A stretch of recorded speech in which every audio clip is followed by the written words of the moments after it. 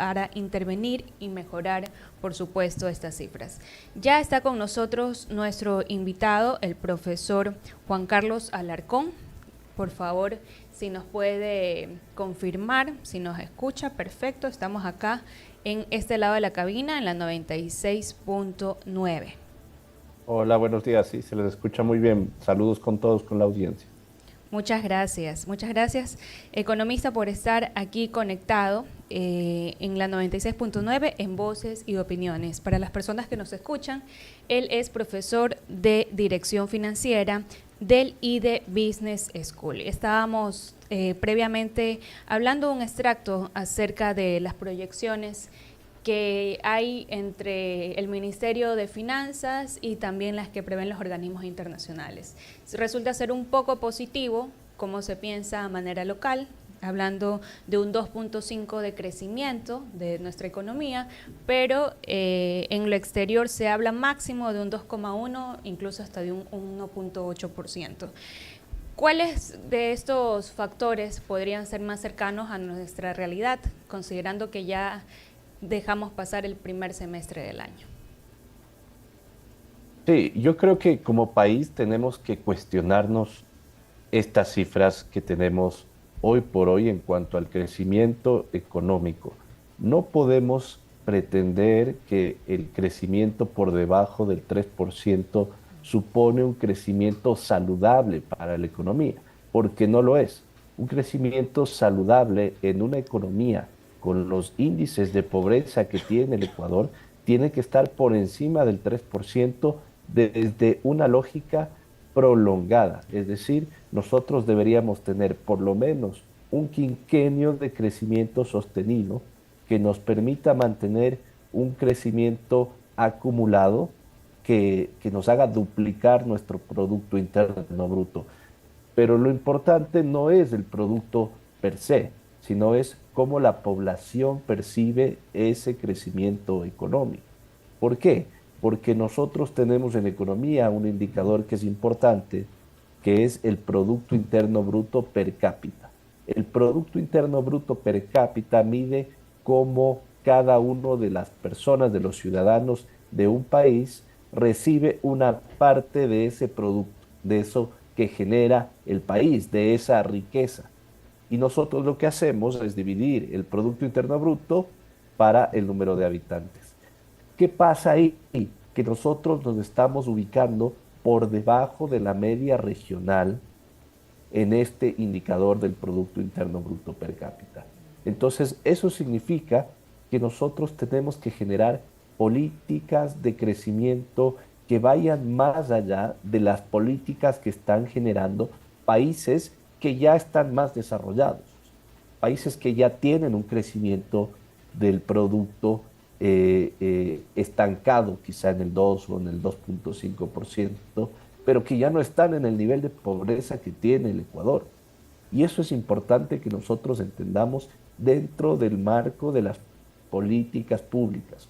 Nosotros somos un país que aún tiene un porcentaje alto de pobreza, un porcentaje alto de insatisfacción en cuanto a los servicios públicos, y eso nos invita a tener una necesidad de inversión en lo social, pero al mismo tiempo de crecimiento desde lo privado. Y ahí está el reto. Economista Alarcón, usted mencionaba también que hay otros países que ya, en definitiva, han logrado ir mejorando su economía. ¿Qué han hecho ellos y que nosotros podemos replicarlo, tomando en consideración también nuestro contexto? Mire, de los temas relevantes a nivel regional es hacer un acercamiento técnico, económico, de cómo han fundamentado el crecimiento los países que verdaderamente han crecido y que han logrado reducir no solo la desigualdad, sino también la pobreza. ¿Y eso qué significa? Que nosotros podemos empezar a ver los determinantes del Producto Interno Bruto y en su agregado identificar cuáles son esas variables que están de alguna manera afectando al crecimiento. Son el consumo, el gasto público, la inversión y las exportaciones netas. Esos son los determinantes, digamos, desde una manera de cálculo del Producto Interno Bruto. Nosotros como país estamos fundamentando principalmente en nuestro Producto Interno Bruto lo que gastamos en el consumo. Es decir, las familias, los hogares que tienen unos ingresos consumen en la economía, consumen alimentos, consumen transporte, consumen vivienda y eso hace que la economía se empiece a mover, porque el que produce alimentos empieza a producir más, empieza a vender, tiene unos ingresos. Lo mismo pasa con las personas del transporte y de la vivienda. Y eso tiene un efecto multiplicador. Pero ¿qué está pasando con el gasto público? El gasto público es el llamado a generar servicios sociales, a satisfacer esas fallas de mercado que la empresa no está pudiendo llenar. Salud, educación, seguridad. Si nosotros identificamos el gasto público que hoy por hoy tiene el presupuesto general del Estado, una cifra cercana al 80% va en esos tres rubros. Pero aún así nosotros tenemos que mejorar la calidad, no el monto, pero sí la calidad de ese gasto. ¿Por qué? Porque nosotros podemos gastar $1 millón, pero ese $1 millón no está llegando a los hospitales, no está llegando a las escuelas, se va perdiendo en esta serie de intermediarios que tiene la economía. Esta serie de intermediarios, porque yo, ese $1 millón, un 20% puede que se vaya en coimas, un 5% se va en trámites burocráticos, otro 10% se va porque se queda en el presupuesto de la institución y al final del día de ese millón llega la mitad. Y esa mitad no se gasta, o se gasta mal, o se gasta en productos con sobreprecio. Entonces, la calidad del gasto que se tiene en cuanto al gasto social tiene que incrementarse y eso es fundamental. Ahí tiene una labor importante el CERCOP. El CERCOP, que es quien controla todos los procesos públicos de contratación pública. Pero bueno, vamos al siguiente factor, que es el más importante en el cual nosotros podemos crecer, que es la inversión. En el 2024 nosotros tuvimos cercanos a los $300 millones de inversión. Nuestros vecinos sobrepasaron los $5.000 millones de inversión. ¿Qué estamos haciendo mal? ¿Por qué no llega la inversión? Bueno, hay algunas respuestas a esa pregunta. Primero, tenemos un marco de inversión dolarizado, ¿no es cierto? Un marco de inversión que le da seguridad al inversionista. ¿Por qué? Porque el día de mañana yo pongo $1 millón y cuando quiero sacar ese $1 millón es $1 millón. No ha sufrido los efectos de la devaluación, por ejemplo, en Colombia. Lo cual Lo entendemos que es transforma a pesos positivo, y luego se reduce. lo cual entendemos que es positivo, pero no es suficiente. No es suficiente porque al final del día el empresario, el inversionista, lo que busca es rentabilidad de su dinero. Nosotros somos un país pequeño. Recordemos que frente a nuestros vecinos en población y en Producto Interno Bruto somos menores que la mitad.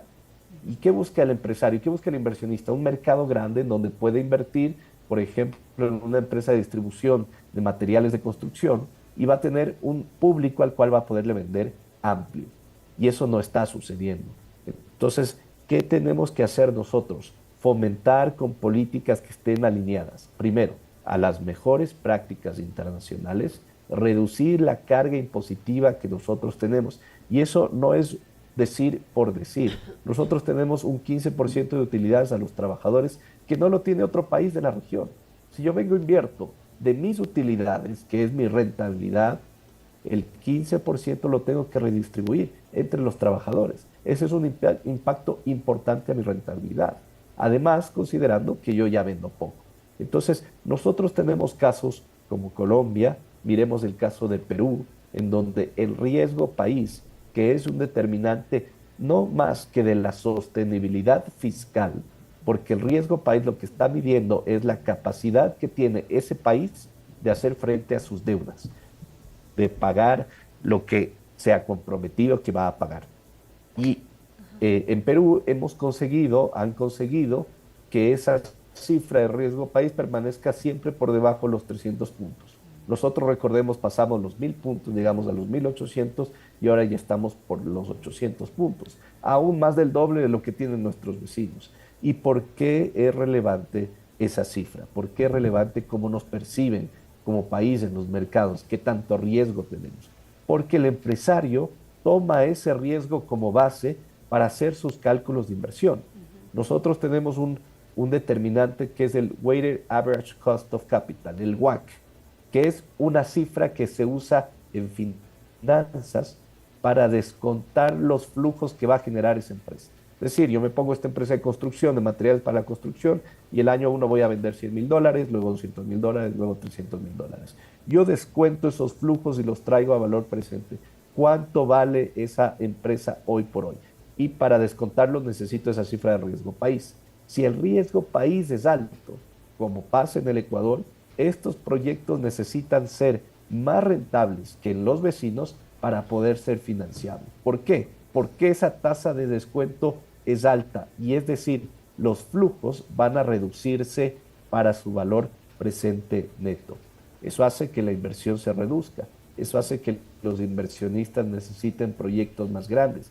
Eso hace que cuando van a sus directorios donde se toma la decisión de inversión, a sus comités de inversión, les digan, ¿por qué estás tomando tanto riesgo en un país que aún tiene estos márgenes tan altos de descuento? ¿Qué es lo que se tiene que hacer? Una estrategia potente de reducción de riesgo país. Eso lo puede hacer el sector público y lo debe hacer el sector público, pero el sector privado también puede y debe contribuir a esto. El sector privado tiene que ser resiliente, el sector privado tiene que ser rentable, el sector privado tiene que estar desatado de la política pública y eso es algo que en lo que debemos trabajar fuertemente.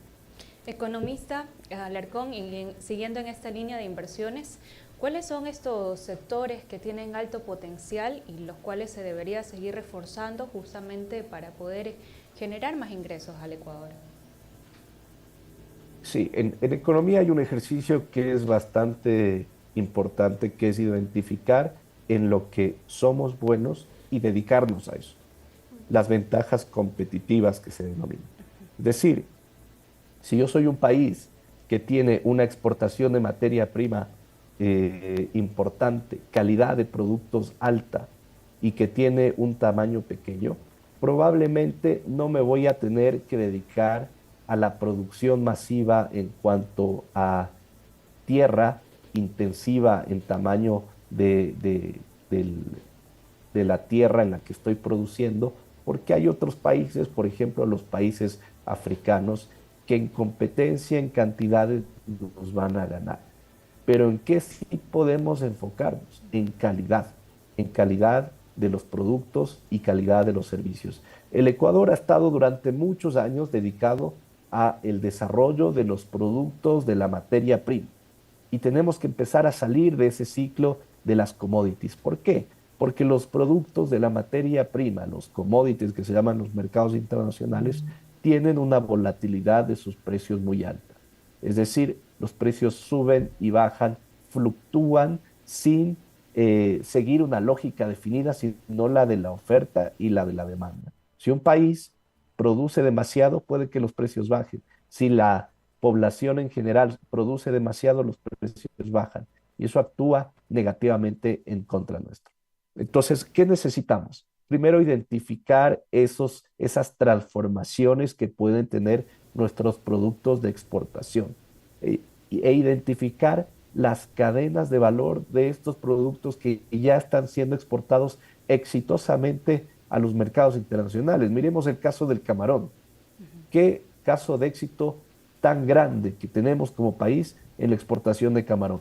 Pero estamos nosotros dándole la comida al camarón, todo el balanceado que se necesita se está produciendo aquí. ¿Y por qué no se está produciendo aquí? Se está importando parte de eso. ¿Por qué se está importando?